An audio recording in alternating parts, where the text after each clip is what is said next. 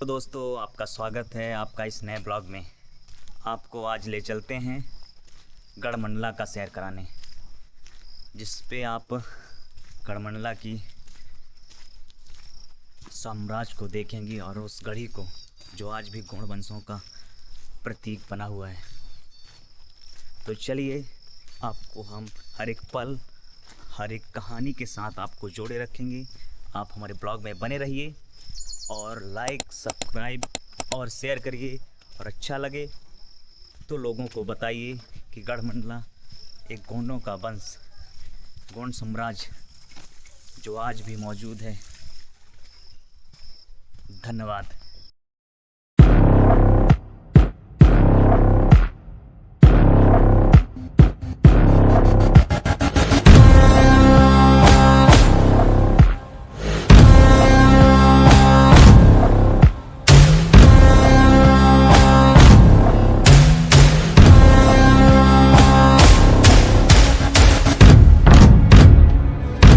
अब पहुंच चुके हैं अपने पलटरे के साथ मोती महल की और गढ़मंडला का व्यू हम दिखाएंगे अपने दोस्तों के साथ। यह गोंडवाना साम्राज्य का विशाल गढ़ी मेरे साथ हैं, मेरे मामा जी और ये बॉडीगार्ड जो अधिकतर बहुत ज़्यादा बॉडी दिखा रहा है।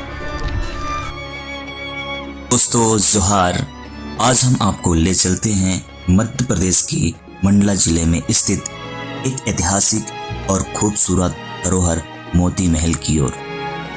यह महल न केवल अपनी वास्तुकला के लिए प्रसिद्ध है, बल्कि गोंड राजवंश की वैभव और इतिहास की कहानियों को भी अपने में समेटे हुए है। तो चलिए, तैयार हो जाइए हमारे साथ इस यात्रा में। मोती महल मंडला शहर से लगभग 17 से 20 किलोमीटर दूर रामनगर गांव में पवित्र मां नर्मदा के तट पर स्थित है। यह 3 मंजिला महल 1667 ईस्वी में गोंड राजा हरदय शाह द्वारा बनाया गया। यह महल गोंड राजवंश की शक्ति और समृद्धि परंपरा का प्रतीक है। रामनगर, जो अभी गोंड राजाओं की राजधानी हुआ करता था, आज भी अपनी ऐतिहासिक इमारतों के लिए जाना जाता है। मंडला शहर से मोती महल तक का रास्ता बेहद ही मनोरम है। आप अपनी कार, गाड़ी, स्कूटी से आसानी से रामनगर तक पहुंच सकते हैं। रास्ते में घने जंगल, पहाड़ और मां नर्मदा की दर्शन, वहीं प्राकृतिक की सुंदरता देखने को आपको मिलेगा। यदि आप महल में प्रवेश करते हैं, आकर्षण इसकी अनूठी वास्तुकला हमें विशाल आंगन में ले जाता है, जिसके बीच में एक खूबसूरत सा कुंड है।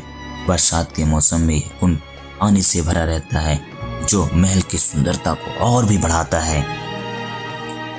महल 3 मंजिलों में बना है, जिसमें कई छोटे छोटे कमरे हैं। बीच में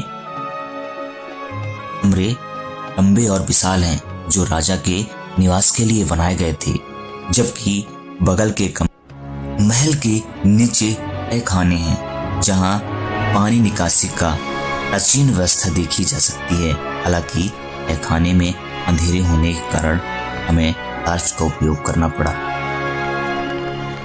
महल में कई खूबसूरत गुंबद हैं और इसकी दीवारें आज भी मजबूत और अच्छी स्थिति में हैं। हालांकि कुछ पर्यटकों द्वारा दीवारों पर नाम लिखने से इसकी सुंदरता को नुकसान पहुंचा रहे हैं।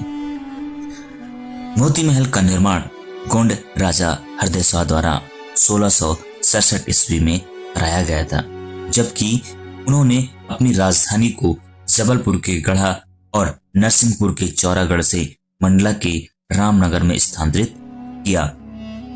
वहां के स्थानीय लोगों का मानना और कहना है कि राजा हरदय शाह तंत्र विद्या में माहिर थे और उन्होंने 2.5 दिन में इस महल का निर्माण कराया था। हालांकि इतिहासकार इस बात को खारिज करते हैं। महल के निर्माण में अष्टफलकी काले पत्थर का उपयोग किया गया है, जो काला पहाड़ से लाए गए हैं, जिसे स्थानीय लोग दरिया पहाड़ बोलते हैं। यह महल लगभग 85 साल तक उत्तरी गोंडवाना का शक्ति केंद्र रहा और हाल ही में इसे यूनेस्को की विश्व धरोहर की अस्थायी सूची में शामिल किया गया है। मोती महल के आसपास भी कई ऐतिहासिक इमारतें हैं जो हम सबकी यात्रा को और भी यादगार बनाती हैं, जैसे रानी महल। हरदय शाह ने अपनी रानी के लिए बनवाया था इस राय भगत की कोठी। मंत्रियों के लिए बनाई गई एक शानदार इमारत विष्णु मंदिर, रामनगर में स्थित एक प्राचीन मंदिर। और वहीं देखा जाए तो करिया पहाड़, जिसकी बात हम पहले भी कह चुके हैं, यह एक अष्टफल के पत्थरों का पहाड़ है जो स्थानीय लोगों का कहना है इसमें तंत्र साधना से जुड़ा हुआ है। मोती महल मंडला की एक ऐसी जगह है जो इतिहास, वास्तुकला और प्रकृति का अद्भुत संगम है। यह न केवल गोंड राजवंश के गौरवशाली अतीत को दर्शाता है, बल्कि नर्मदा नदी के किनारे अपनी शांति और सुंदरता से हर पर्यटक का मन मोह लेता है। तो अगली बार जब आप मध्य प्रदेश की यात्रा करें तो मोती महल अपनी सूची में जरूर शामिल करिए।